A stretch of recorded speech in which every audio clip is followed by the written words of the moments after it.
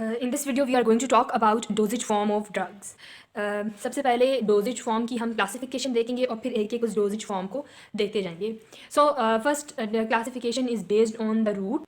क्या आप किस रूट से जो ड्रग है वो किस रूट से देनी है, ठीक है. उसको देखते हुए जो ड्रग्स फार्मेसी में फॉर्मुलेट होती हैं वो या तो ओरल या इंटीरियल रूट के लिए होंगे या पार इंटीरियल, टॉपिकल या इन्हेलेशन.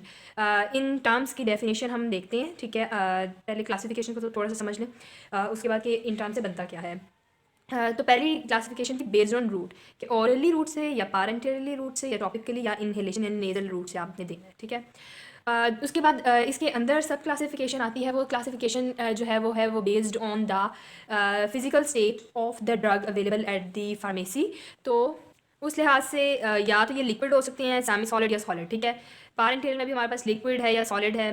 टॉपिकली में हमारे पास सॉलिड, लिक्विड, सेमी सॉलिड तीनों आ जाती हैं. इनहेलेशन में लिक्विड या सेमी सॉलिड मोस्टली यूज़ होती हैं, ठीक है. तो अब इसमें से एक एक करके हम सारों को देखते जाते हैं. सबसे पहले हम स्टार्ट करेंगे ओरल रूट से. सो ओरल या इंटीरियर का मतलब यह है कि drugs that are manufactured to administer through oral route और थ्रू गैस्ट्रोइंटेस्टाइनल ट्रैक्ट, ठीक है. तो इसमें सबसे पहले हमारे पास आ जाती हैं लिक्विड डोजेज फॉर्म्स, ठीक है. लिक्विड डोजेज फॉर्म्स, उसमें नंबर 1 हमारे पास है solution. It is defined as a mixture of 2 or more components that forms single phase that is homogeneous down to molecular level. इस बात का मतलब यह है कि कोई भी दो कंपोनेंट्स, दो लिक्विड कंपोनेंट्स को या एक सॉलिड एक लिक्विड को जैसे भी आपने मिक्स किया है, ठीक है, वो दोनों कंपोनेंट्स जो हैं वो एक ऐसा रिजल्ट दें कि जो आपके पास सॉल्यूशन आ रहा है वो सिंगल फेज में हो. यानी जो लिक्विड आपके पास आ रहा है वो सिंगल फेज में हो. सिंगल फेज का मतलब ये है कि जो सॉल्यूट है आपके पास, ठीक है, और जो सॉल्वेंट है वो सेपरेट ना हो, ठीक है. जो एक दफ़ा आपने मिक्स कर दिया अब वो हमेशा मिक्स ही रहेंगे, ठीक है. और वो होमोजीनियस हो डाउन टू मॉलिक्यूलर लेवल, कि आप उसको उस लिक्विड को उठा कर देख लें, माइक्रोस्कोपिक लेवल तक देख लें, तो आपको ये ना हो कि आपको सॉल्वेंट के अंदर सॉल्यूट के पार्टिकल्स नज़र आ रहे हों या अनडिजॉल्व कोई ऐसी चीज़ नज़र आ रही हो, ठीक है.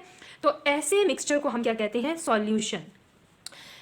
इसकी कॉमन एग्जांपल क्या है जो आप रोज़मर्रा ज़िंदगी में भी इस्तेमाल करते हैं, वो तो एक तो आपके जूसेस हैं, ठीक है.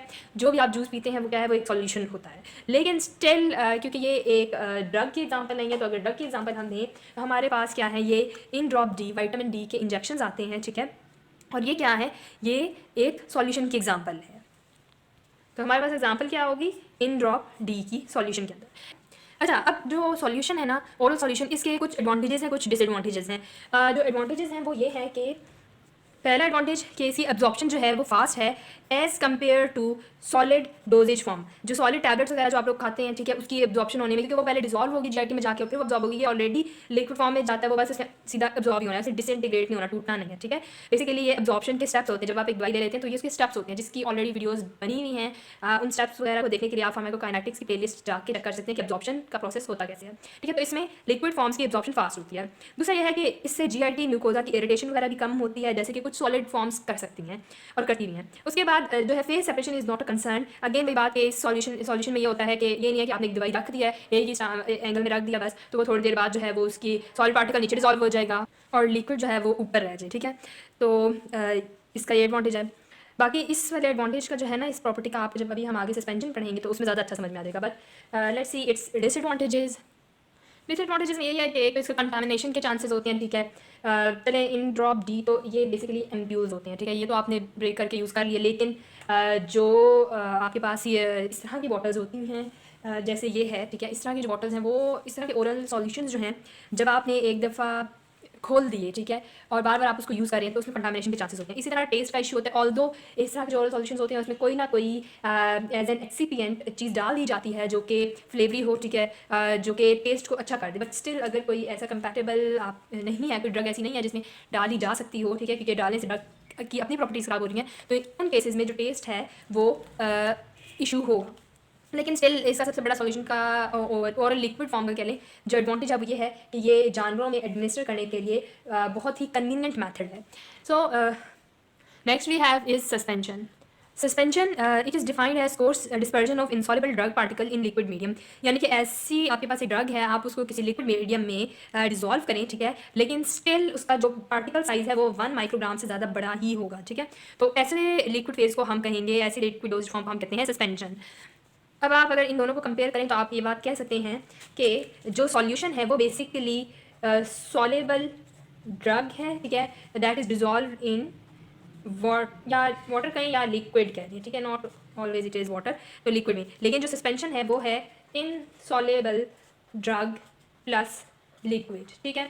और यही बात है जिसकी वजह से हमने कहा था कि इसमें सिंगल फेज़ में ये रहेगा, यहाँ पर आपको सिंगल फेज़ नहीं मिलेगा, और ये सिंगल फेज़ नहीं होता। इसी वजह से क्या होता है कि अगर आप सस्पेंशन वाली जो दवाइयाँ हैं उनको आप ऐसे ही रख देंगे तो थोड़ी देर बाद क्या होगा कि जो लिक्विड वाला पोर्शन है वो ऊपर ही रहेगा और जो सॉलिड है वो नीचे डिजॉल्व हो जाता है, नीचे बैठ जाता है, ठीक है। और इस प्रोसेस को हम कहते हैं केकिंग का प्रोसेस है, ठीक है। इसकी बहुत कॉमन एग्जांपल्स हैं, बहुत कॉमन यूज़ होती हैं दवाइयाँ। जो पहले एग्जांपल है वो है हमारे पास वर्मॉक्स की या जेंटल की। बेसिकली ये क्या है, ये हम डिवर्मिंग के लिए दवाइयाँ देते हैं, ठीक है। बहुत कॉमनली यूज़ होती है, हर एनिमल को ही डिवर्म करना होता है, ठीक है। तो उसकी वजह से जो दवाइयाँ दी जाती हैं ये बेसिकली सस्पेंशन हैं। ये इसके ऊपर मेंशन भी है, ये देख लें, ये सस्पेंशन मेंशन है, ठीक है। उसके बाद हमारे पास जो ये एंटीमैटिक और ये जो कैल्शियम फॉस्फोरस की के लिए हम दवाई देते हैं वो भी हमारे पास ये ओरली सस्पेंशन की फॉर्म में आती हैं, ठीक है। सो पेल्टॉन, जिसमें डोमपेरिडोन है, ये एक एंटीहिस्टामिनिक भी है और हम इसको एंटीमैटिक के तौर पे भी दे रहे होते हैं। तो ये जो है, और ये ऑक्सलेट डी जो कि मिनरल और विटामिन डी, यानी कि ये कैल्शियम फॉस्फोरस का के लिए हम देते हैं, कमी के लिए देते हैं, ये भी बेसिकली हमारे पास सस्पेंशन की फॉर्म्स में आ रहा है। अच्छा, सस्पेंशन में एक चीज़ होगी कि सस्पेंशन को जब भी आपने इस्तेमाल करना है तो इसमें आपने क्या करना है, इसको आपने पहले शेक करना है और उसके बाद इस्तेमाल करना है। शेक करने की वजह यही है कि ये जो आपके पास केकिंग हो रही है इसके अंदर, ठीक है, वो केकिंग खत्म हो जाए, जो दवाई है वो इक्वली मिक्स हो जाए। और इन बॉक्सेस के ऊपर भी लिखा हुआ ही होता है कि शेक वेल बिफोर यूज़। इसके बाद नेक्स्ट हमारे पास है emulsion. Okay, emulsion is defined as a system containing two immiscible liquid phases, one of which is dispersed throughout the other in the form of fine droplet. इसमें ये कह रहे हैं कि आपके पास दो लिक्विड्स हैं, ठीक है, एक दवाइयाँ, वो दवाइयाँ जो दो लिक्विड्स से ही बनी होती हैं, लेकिन उसमें क्या होता है कि वो दोनों लिक्विड्स एक दूसरे में डिजॉल्व नहीं हो सकते। तो एक लिक्विड दूसरे लिक्विड में आपको एज अ ड्रॉपलेट की फेज में नजर आएगा। इसकी बहुत कॉमन सी एग्जांपल है, जैसे आप ऑयल को वाटर में या वाटर को आप ऑयल में डिजॉल्व करने की कोशिश करें, तो उसमें क्या होगा कि आपको अगर आपने ज़्यादा पानी लिया और उसमें ऑयल थोड़ा सा डाला तो आपको ऑयल बीच में आप उसको यूँ हिलाएं तो आपको ऑयल के ड्रॉपलेट्स नजर आ रहे होंगे, या आप ऑयल में पानी डालें और उसको ज़्यादा सारा हिलाएं तो क्या होगा, वाटर के ड्रॉपलेट्स ऑयल में नजर आएंगे। और इसी वजह से कहा जाता है कि जो इमल्शन है इसमें हमारे पास दो फेजेस होती हैं, एक कॉन्टीन्यूस फेज़ है और एक डिस्पर्स फेज़ है। जो कॉन्टीन्यूस फेज़ है वो बेसिकली जैसे अगर हमने ऑयल डाला है वाटर में, यानी हमारे पास ज़्यादा वाटर है, ठीक है, तो जो कॉन्टीन्यूस फेज़ है वो क्या है, वो ऑयल वो वाटर है, ठीक है, उसके अंदर हम ऑयल डाल रहे हैं, तो ऑयल को और उसके बाद हमने शेक किया तो ऑयल इस तरह से डिजॉल्व उसमें नहीं होता, तो एज अ सेपरेट ड्रॉपर की फॉर्म में नजर आएगा, तो वो क्या है, वो डिस्पर्स फेज़ होगा। So this is emulsion. अच्छा, इमल्शन में एक प्रॉपर्टी है, वो है, उसको हम कहते हैं क्रीमिंग, ठीक है। जैसे हमने यहाँ सस्पेंशन की केकिंग पड़ी है, इस तरह क्रीमिंग की एक प्रॉपर्टी है जो कि इमल्शन में होती है। आप इमल्शन को ऐसे ही रख देंगे तो इसमें क्या होगा, इसमें क्रीमिंग होती है। इसमें क्या होता है, जैसे आपके पास दूध होता है, दूध अगर आप रखें तो दूध में क्या होता है, ऊपर मलाई बैठ जाती है, ठीक है। तो इसी तरह जो इमल्शन है उसको अगर आप इसी तरह रख दें तो उसके ऊपर एक क्रीमिंग बन जाती है। वो बेसिकली क्रीमिंग क्या है, वो ये आपको पता है कि आपने पानी में अगर ऑयल डालें और ज़्यादा सारा शेक कर दें तो वो ऑयल जो है वो क्या करेगा, वो पहले तो ड्रॉपलेट्स की फॉर्म में डिस्पर्स होगा, लेकिन अगर आप उसको वापस ऐसे ही बॉटल को रख देंगे तो वो ऑयल जो है वो ऊपर आ जाएगा, या अगर आपने ऑयल में पानी डाला है तो वो पानी जो है वो इस तरह से एक सेपरेट लेयर बना देगा, ठीक है, नीचे, और ऑयल वो सारा ऊपर हो जाएगा। तो ये जो है, ये लेयर बनना, ये क्या है, ये है क्रीमिंग। और इसीलिए जो सस्पेंशन की एक प्रॉपर्टी है वही इमल्शन की भी प्रॉपर्टी है कि इमल्शन में भी यही है कि you have to shake well before use. और यहाँ से आप इन दोनों का डिफरेंस भी देख लें कि जो केकिंग का प्रोसेस है, केकिंग के प्रोसेस हमने क्या कहा था कि जो दवाई है वो नीचे बैठती है और जो लिक्विड मीडियम है वो ऊपर होता है, ठीक है। लेकिन इमल्शन में रिवर्स है, इमल्शन में जो है वो ऊपर क्रीमिंग हो रही है और नीचे आपके पास दूसरा लिक्विड मीडियम होगा, ठीक है। तो लेकिन यह है कि इन दोनों को शेक वेल करना होता है क्योंकि इन दोनों में फेज सेपरेशन होती है। लेकिन इन दोनों का डिफरेंस क्या है सॉल्यूशन के साथ, वो ये है कि सॉल्यूशन के अंदर फेज सेपरेशन नहीं होगी। इसको अगर आप ना भी शेक वेल करके यूज़ करें तो भी आपको ऐसा इशू नहीं होगा। अच्छा, जो इमल्शन की एग्जांपल है उसमें हमारे पास एक कॉड लिवर ऑयल आता है और जो ओरली हमारे पास ग्लिसरीन आती है उसके वो इमल्शन फॉर्म में भी आती है, ठीक है। तो ये इसकी एग्जांपल है। बाकी मिल्क इटसेल्फ इमल्शन की ही एग्जांपल है, ठीक है, और वो हम एज अ ट्रीटमेंट के तौर पे भी इस्तेमाल मतलब दिया जाता है, ठीक है, जैसे क्लोस्ट्रम वगैरह है, ठीक है। ये तो आप इमल्शन में ये एग्जाम्पल्स देख सकते हैं। Next we have is elixir. अच्छा, एलेक्सर की डेफिनेशन है कि sweet hydroalcoholic solution of bitter और nauseous drug for oral administration, यानी कि ऐसी दवाई जिसको सूंघ के भी नॉजिया यानी वॉमिटिंग की सी फीलिंग आए या बहुत कड़वी सी दवाई हो, उसको हम क्या करते हैं, हम उसको एक स्वीट हाइड्रो अल्कोहलिक सॉल्यूशन में मिक्स करके देते हैं और प्रिपेयर की जाती है यानी। और हाइड्रो अल्कोहलिक की रीज़न क्या है, इस बात का एडवांटेज क्या है कि जो सॉल्यूशन है वो अगर हाइड्रो अल्कोहलिक है तो इससे आपको खुद ही समझ में आ जानी चाहिए कि ये एक ऐसा सॉल्यूशन है कि अगर दवाई वाटर सॉल्युबल है या फिर लिपिड सॉल्युबल है, ठीक है, ये दोनों तरह की ड्रग्स को इस सॉल्यूशन में हम मिक्स कर सकते हैं, ठीक है, और पिलाया जाता है। बहुत सारी एंटी हिस्टामिनिक ड्रग्स की जो है प्रिपरेशन भी इसी तरह होती है एलेक्सर की फॉर्म में। सो बट ये है कि इतना कॉमन नहीं है। So that is elixir. Next we have is syrup, और सिरप मोस्ट कॉमन फॉर्म है जो कि यूज़ की जा रही होती है, यूज़ हो रही होती है। It is a concentrated aqueous solution of sugar or sugar type substance with or without flavoring agents and a water soluble drug। तो बेसिकली क्या है कि आपके पास एक एक्वस सॉल्यूशन है शुगर का जिसमें आप फ्लेवरिंग एजेंट्स डले हुए होंगे या नहीं होंगे, और साथ water soluble drug. Water soluble drug इसलिए क्योंकि सिरप में हमेशा वाटर सॉल्युबल ड्रग इसीलिए यूज़ होती है क्योंकि आपके पास जो सॉल्यूशन है वो है ही एक्वस, ठीक है। तो कभी भी आपके पास लिपिड सॉल्युबल ड्रग जो है वो सिरप फॉर्म में नहीं आएगी। और इसमें फ्लेवरिंग एजेंट्स डिपेंड करता है डले हो या ना हो। और जो सबसे ज़्यादा शुगर मोस्टली यूज़ की जाती है, मोस्ट कॉमन शुगर जो यूज़ होती है वो है सुक्रोज, और वो एक सिरप का 60 to 90% जो है वो शुगर ही होती है। ऐसे बहुत कॉमन से एग्जांपल्स हैं जैसे लाइजोविट सिरप है, ठीक है, ये एनिमल्स में विटामिन बी कॉम्प्लेक्स और विटामिन सी की कमी के लिए दिया जाता है, ठीक है, इसको पूरा करने के लिए। इसी तरह ये हमारे पास रेल्टस है, ठीक है, ये बेसिकली ह्यूमन साइड है, लेकिन ये जैसे ये तो बहुत कॉमनली एनिमल्स में भी हम इस्तेमाल करते हैं, ठीक है। तो ये इसकी एग्जांपल्स हैं, ठीक है। और ये जो है ये सिरप्स मोस्टली जो होते हैं वो होते ही मीठे हैं, ठीक है, क्योंकि जो मेजर आपके अंदर पास सॉल्यूशन है वो है शुगर सॉल्यूशन। अगर दवाई थोड़ी कड़वी है तो भी वो शुगर सॉल्यूशन इतना ज़्यादा डला होगा कि वो आपके पास ये आएगा ही मीठी फॉर्म में। और इसमें आप इसके कलर्स भी देखें, ठीक है, तो ये पिंक कलर इस तरह के कलर्स होते हैं क्योंकि ये बहुत स्वीट सा सॉल्यूशन होता है। और ये जानवरों में एडमिनिस्टर करना, जैसे स्पेशली कैट्स वगैरह में बहुत ये कह लें कि रिकमेंडेड है क्योंकि कैट्स वगैरह जो हैं वो बहुत ज़्यादा टेस्ट वाइज सेंसिटिव होती हैं, ठीक है। और इसमें आप जैसे देखें ये फ्लेवर्ड भी है, चेरी फ्लेवर, ठीक है, तो ये फ्लेवर्ड होते हैं, लेकिन लाइजोविट के ऊपर कहीं पर भी फ्लेवरिंग मेंशन नहीं है, तो आई गेस कि ये नॉन फ्लेवर्ड ही होता है। बट स्टिल जो है लाइजोविट इट्सेल्फ बहुत मीठा सा जैसे कहते हैं ये सिरप है, तो जो मीठी दवाई है उसमें ज़रूरत नहीं होती है, ठीक है, फ्लेवर डालने की। तो ये ऐसे ही है, तो ये विद फ्लेवर और विदाउट फ्लेवर दोनों हो सकते हैं। Next we have is gargle. It is an aqueous solution use for gargling to prevent throat infection, ठीक है। जैसे कि हम क्या यूज़ करते हैं, सॉल्ट प्लस वाटर, ठीक है, इसको हम दूसरे टर्म्स में भी कह सकते हैं हाइपरटोनिक सेलाइन, यानी कि एक ऐसा सेलाइन कहते हैं वाटर को, ठीक है, तो एक ऐसा वाटर जिसमें आपने काफ़ी ज़्यादा नमक डाला है, ठीक है, तो इसको ये है गार्गल। और मोस्टली है कि आपने जैसे आपके पास नमक है तो आपने क्या करना है, यूज़ करने से पहले इसको डाइल्यूट करना है, यानी कि पानी में डालना है और फिर ये यूज़ किया जाता है। So gargles. Next form we have is linctus. Basically, it is a viscous, syrupy oral liquid preparation, have soothing effect on mucus of throat and used for relief of cough। ये normally जिन patients को कफ का issue होता है उनको सिरपी oral liquid preparation है जो कि जब दी जाती है तो क्या है कि उनके थ्रोट के ऊपर एक सूदिंग इफेक्ट आता है, ठीक है, जिससे कफ जो है वो रिलीफ होती है। तो that is linctus. Okay, up till now we have seen all 7 liquid dosage form that are given orally. Next we have is semi-solid form, dosage form. In semi-solid form, we have paste. It is a two-component semi-solid in which drug is dispersed as a powder in an aqueous or fatty base। यानी कि आपके पास एक aqueous या fatty base है, उस base के अंदर आपने ड्रग डाल दिया, वो ड्रग क्या है, वो पाउडर फॉर्म में आपके पास, उसको मिक्स किया जाता है और उसको फिर यूज़ किया जाता है। इसकी मोस्ट कॉमन एग्जाम्पल क्या है, वो है आपकी अपनी टूथपेस्ट, ठीक है। टूथपेस्ट बेसिकली एक पेस्ट फॉर्म है। उसके अलावा एनिमल्स में जो यूज़ की जाती हैं वो मुख्तलिफ ट्रीट्स हैं जो कि आप अपने कैट्स को देते हैं, वो ट्रीट्स जो है वो पेस्ट फॉर्म में आती हैं। Next we have a solid doses form. इससे सबसे पहले हमारे पास है tablet. Tablet is defined as are dosage form that has one or more active ingredients and numerous excipients, ठीक है। ये बात हमने पहले वीडियो में ज़्यादा डिटेल में देख ली थी कि एक्टिव इंग्रेडिएंट का मतलब क्या होता है कि आपकी जो ड्रग है, ठीक है, और एक्सिपिएंट का मतलब ये होता है कि उस ड्रग के साथ जो भी आपने डाला होता है, जैसे हमने पीछे सिरप में पढ़ा था कि जो शुगर सॉल्यूशन होता है वो ये सारी चीज़ें फ्लेवरिंग एजेंट्स, ये सारा कुछ जो आप उस डोजेज फॉर्म को बैलेंस करने के लिए अदर देन मेन ड्रग डालते हैं वो एक्सिपिएंट्स होते हैं, ठीक है। तो टैबलेट की एक ऐसी डोजेज फॉर्म है, सॉलिड डोजेज फॉर्म है जिसमें एक या एक से ज़्यादा एक्टिव इंग्रेडिएंट्स हो सकते हैं और साथ न्यूमरस एक्सिपिएंट्स डाले जाते हैं। इसमें भी आपके पास टाइप्स आ जाती हैं, या तो वो स्वेलो करनी है आपने पूरी की पूरी, या च्यूएबल टैबलेट्स होती हैं, ये ज़्यादातर पेट्स में दी जाती हैं, ठीक है। और मॉडिफाइड रिलीज टैबलेट्स होती हैं, ये हम अपने रूमिनेंट्स में देते हैं, यानी कि गाय भैंसों में, क्योंकि उनका फोर्थ स्टमक है, स्टमक डिफरेंट है, ठीक है, तो हम उनके लिए टैबलेट्स वगैरह बनाई जाती हैं, वो थोड़ी मॉडिफाइड होती हैं, वो थोड़ी डिफरेंट होती हैं, ठीक है, उनका मैकेनिज्म डिफरेंट होता है। अब सबसे पहली बात यह है कि आपके पास जो टैबलेट्स हैं वो या तो आपके पास अवेलेबल होंगी बॉटल्स में, ठीक है, या फिर वो ब्लिस्टर में आती हैं। ब्लिस्टर का मतलब होता है जो पत्ता होता है, ठीक है, ये बॉटल फॉर्म में है, ठीक है, और ये क्या है, ये आपके पास ब्लिस्टर फॉर्म में है। तो इन दो फॉर्म्स में ये मार्केट में सेल की जाती हैं। अब इसके एडवांटेजेस क्या हैं, इसकी स्टेबिलिटी बेटर है एज़ कम्पेयर टू अगर हम लिक्विड डोजेज फॉर्म्स की देखें, ठीक है। और इसके स्टोरेज के इतने ज़्यादा इश्यूज़ नहीं होते, आपको लिक्विड दवाइयों को फ्रिज में स्टोर करना पड़ेगा, लेकिन इनका ऐसा इशू नहीं होता। इनको अगर आप ऐसे भी रखते हैं तो ये ख़राब नहीं होंगी। दूसरा इसका एडवांटेज है इजी टू एडमिनिस्टर है एज कम्पेयर टू इंजेक्टेबल्स, ठीक है। ये आप अपने पेशेंट के ऑनर को भी दे सकते हैं कि वो खुद खिलाता रहे, उसको ज़रूरी नहीं है कि हर रोज़ क्लिनिक पे लेके आए एक इंजेक्शन लगाए, तो ये इजी टू एडमिनिस्टर है। लेकिन इसके डिसएडवांटेजेस भी हैं। इसके पहला डिसएडवांटेज है कि इसका स्लो ऑनसेट ऑफ एक्शन है as compare to liquid ones, ठीक है। और इसकी लो बायो अवेलेबिलिटी है। इसकी रीज़न क्या है?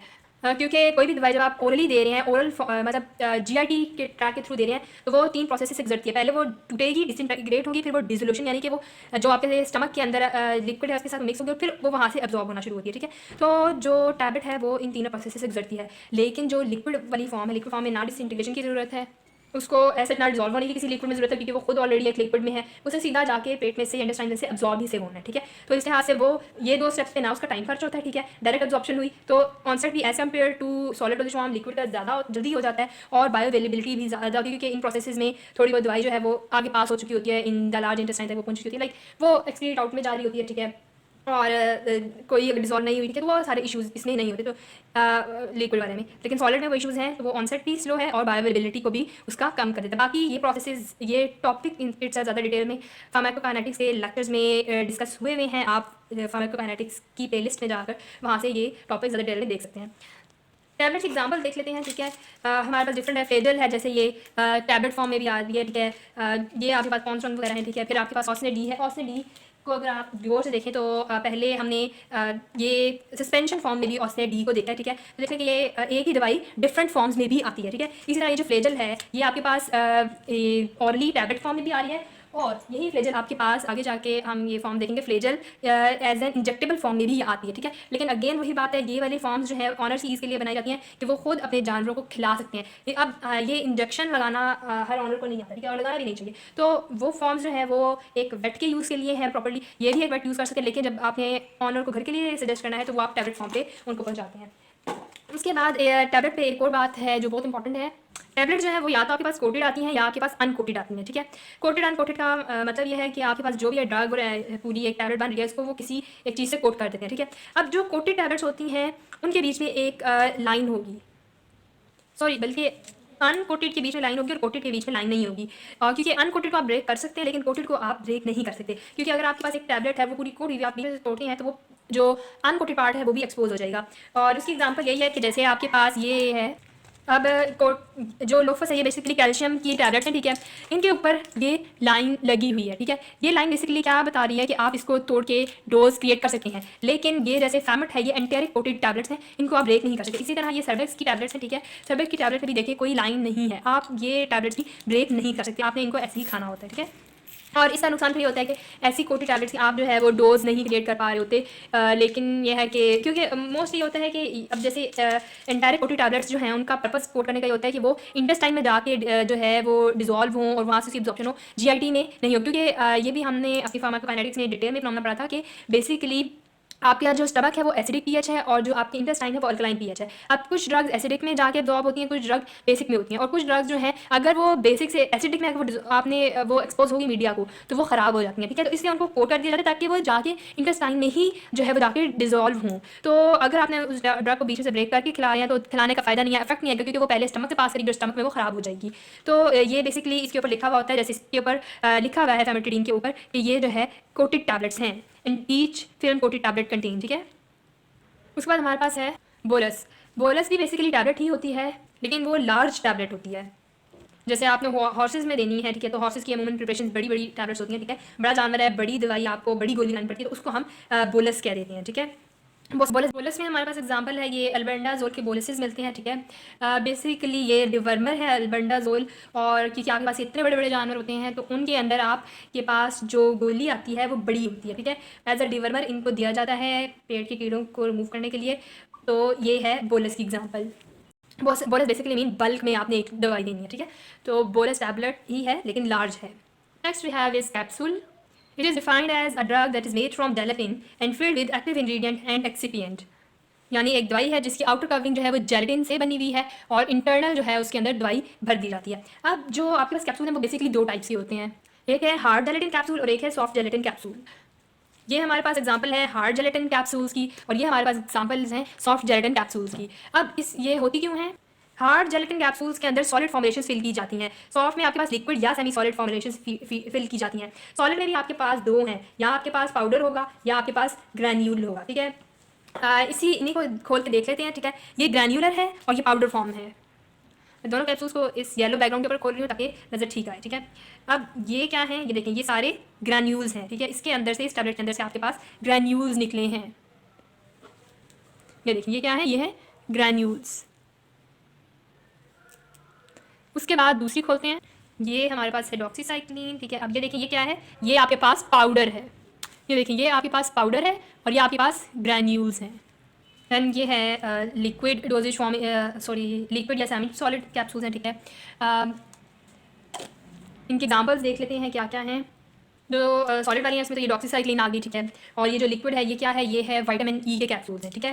तो अब आखिरी बात जो कैप्सूल के बारे में रह गई है वो ये है कि इसका डिसएडवांटेज है एक, और वो डिसएडवांटेज क्या है कि ये जो है आप इस कैप्सूल को पूरा का पूरा ही देंगे, ठीक है। आप ये नहीं कर सकते गोली की तरह इसको तोड़ दिया और तोड़ के आप इसको खिला दें, ठीक है, क्योंकि ये कैप्सूल इसी तरह क्रिएट होता है और आप इसके अंदर से दवाई बगैर जेलेटिन कवर के नहीं खिला सकते, अदरवाइज वो दवाई जो है वो ख़राब हो जाएगी। अगेन ये जेलेटिन जो है वो बनाई इसी पर्पज़ इसके लिए चाहती है कि जिस मीडिया में जाके उसको स्टमक में या इंटेस्टाइन में डिजॉल्व होना वो वहीं पर डिजॉल्व हो, ठीक है। तो डोजेज इससे हम नहीं बना सकते, दैट इज इट्स डिसएडवांटेज। लेकिन इसका एडवांटेज क्या है, ये है कि ये कैप्सूल जो है दवाई के इट्स सेल्फ टेस्ट को मास्क कर देती है, तो एडमिनिस्टर करते हुए आसानी है, ये ज़बान पे ख़राब जायका नहीं आता।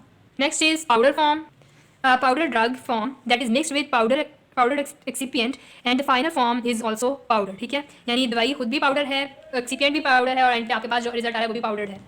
इसमें हमारे पास एग्जांपल है, ये साइमोस्ट्रेस पाउडर आता है, ठीक है। बेसिकली ये पोल्ट्री में एक एंटी स्ट्रेस समझा जाता है क्योंकि मल्टीविटामिन फार्मूला होता है और ये क्या होता है, ये पाउडर फॉर्म में होता है। या आप उनके पानी में डाल देते हैं तो वो इससे डिजॉल्व होकर खाते हैं, या आप फीड में भी जो फीड है उसके ऊपर भी डाल सकते हैं, ठीक है। लेकिन ज़्यादातर ये पानी में मिक्स कर दिया जाता है। इसी तरह रूमिनेंट्स के अंदर जितने भी फीड सप्लीमेंट्स होते हैं, ठीक है, वो पाउडर फॉर्म में, से बकेट्स होती हैं, पाउडर फॉर्म में होती हैं, चारे के ऊपर जो है वो ये डाल दी जाती है और वो इसको इंजेस्ट कर लेती हैं। सो पाउडर फॉर्म के एग्जाम्पल्स ये हैं। Granules. Granule is a dosage form having powder particles that have been aggregated to form a larger mass, और उस mass का जो diameter है वो 2 to 4 मिलीमीटर होगा। इसमें आपके पास बहुत कॉमन एग्जांपल है जो कि है ये ORS की, ठीक है। जो ORS है बेसिकली ये ग्रैन्यूल्स होते हैं, क्योंकि ये पाउडर नहीं होता, ये ऐसे ग्रैन्यूल्स होते हैं। इसकी जो पार्टिकल साइज़ है वो थोड़ा बड़ा होता है, यानी आप इसको हाथ लगा के अगर चेक करें तो आपको ज़रे ज़रे फील होंगे, पाउडर फॉर्म में ज़रे महसूस नहीं होते। तो आपके पास इसकी एग्जाम्पल में, ग्रैन्यूल की एग्जाम्पल में आपके पास ORS है जो कि हम डायरिया या वॉमिटिंग वाले पेशेंट को देते होते हैं। Premix, it is a dosage form, solid dosage form in which active ingredient is formulated with the excipients, ठीक है। ये मोस्टली इस्तेमाल किया जाता है न्यूट्रिशनल सप्लीमेंट्स के लिए, या फिर आपके पास कॉक्सीडियोस्टैट वगैरह होता है जो पोल्ट्री में आप यूज़ करते हैं कॉक्सीडिया बीमारी को रोकने के लिए। और प्रीमिक्स जो है बेसिकली ये है क्या, ये इसकी मेन प्रॉपर्टी है कि ये मिक्स वेद फीड किया जाता है, ठीक है। जो आप खाना देंगे, जो भी अगर जैसे न्यूट्रिशनल सप्लीमेंट अगर रूमिनेंट्स वगैरह में आप दे रहे हैं तो उसको चारे के ऊपर मिक्स कर दिया जाता है। कॉक्सीडियोस्टैट को आप मुर्गी के खाने के ऊपर मिक्स कर देते हैं। और प्रीमिक्स जो है वो वैसे लिक्विड भी हो सकता है, सॉलिड भी हो सकता है, ठीक है। एक सॉलिड की लिक्विड की एग्जांपल ये ब्रोंकी फिट है, ठीक है। ये बेसिकली कफ वगैरह के लिए यूज़ किया जाता है, बेसिकली है कि ये प्रीमिक्स है, लिक्विड पोल्ट्री प्रीमिक्स। इसी तरह सॉलिड प्रीमिक्सेस भी आते हैं जो कि डाले जाते हैं फीड के अंदर, उनकी एग्जांपल मैंने बता दी, न्यूट्रिशनल या कॉक्सीडियोस्टैट है। Next we have is pill. Pills are basically small spherical dosage form that are usually sugar coated, intended to be swallowed whole, यानी इसको आपने च्यू नहीं करना होता, ऐसे ही खाना होता है, ठीक है। ये बेसिकली स्मॉल सी टैबलेट्स होती हैं, ठीक है, पिल्स इनको कहते हैं। वैसे एक बात आपने पिल्स के बारे में याद रखनी है कि पिल्स जो हैं वो नॉर्मली जो है पिल्स जितनी भी टैबलेट फॉर्म्स हैं कैप्सूल, इन सबको ही जनरली लोग कह देते हैं, लेकिन पिल्स जो स्पेसिफिकली है अगर आप डेफिनेशन पे जाएँ तो पिल स्मॉल स्फेरिकल डोजेज फॉर्म है जो कि आपने ऐसे ही खानी होगी। इसकी बहुत कॉमन सी एग्जाम्पल है जो कि है birth control pills.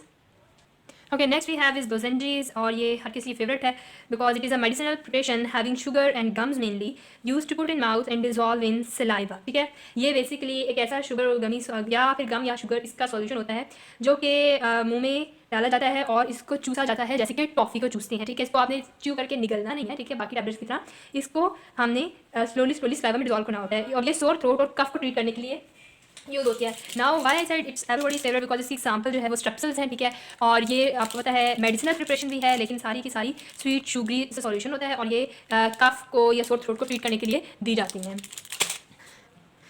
Next we have is Medicated block is a compressed feed material that contains active ingredient and packaged in a box to feed livestock. Basically ये होता है, ये है कि आपके पास लाइव स्टॉक है, जानवर हैं, गाय भैंसे हैं, ठीक है। फील्ड के ऊपर, पास्चर्स के ऊपर क्या होता है कि वहाँ पे इस तरह के बॉक्सेस रख दिए जाते हैं, जिन बॉक्सेस में बेसिकली वो दवाई कंप्रेस फॉर्म में डाल दी जाती है, ठीक है। और जानवर क्या करता है, उसको लिक करता रहता है, लिक कर साथ ग्रेजिंग करेगा, ठीक है, सारा दिन, और लिक करते रहते हैं उस बॉक्स को, ठीक है। तो इस तरह स्लोली वो दवाई को इंजेस्ट करते रहते हैं। इसकी बहुत कॉमन से एग्जाम्पल है सॉल्ट बॉक्स की, जो कि एक न्यूट्रिशन सप्लीमेंट है। इनके अलावा एंटी हेलमिंटिक्स भी, जो कि एंटी हेलमिंटिक्स, ठीक है, जो कि एक डिवर्मिंग एजेंट हैं, ठीक है, वो इस तरह के इनके ब्लॉक डाल के रखे जाते हैं। तो वो क्या करते हैं कि जानवर खुद ही लिक करते जाते हैं और वो दवाई लेते रहते हैं। लेकिन